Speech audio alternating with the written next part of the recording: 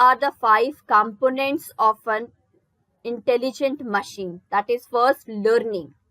The machine should know how to learn from the data and instructions. So generally this is what happens is, for a machine to learn, we use data sets, big data sets. We give them data set, the machine take it as an input, try to find some pattern from that particular data, and then generate a model which can be used for prediction.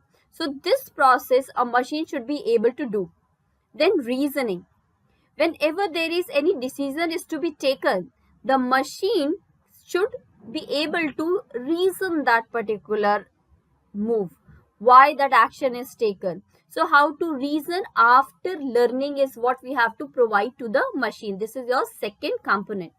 The third component is problem solving. Yes, able to solve the problem with root cause analysis.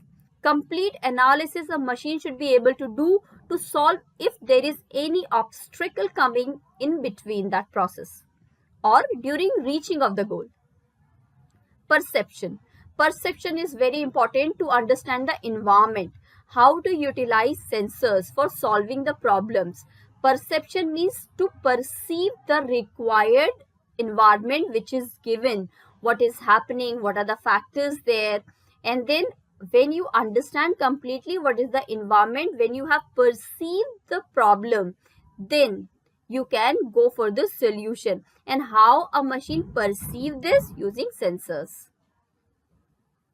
Then language understanding. A machine should be able to transform or understand the language which is in which the instructions is given to the machine.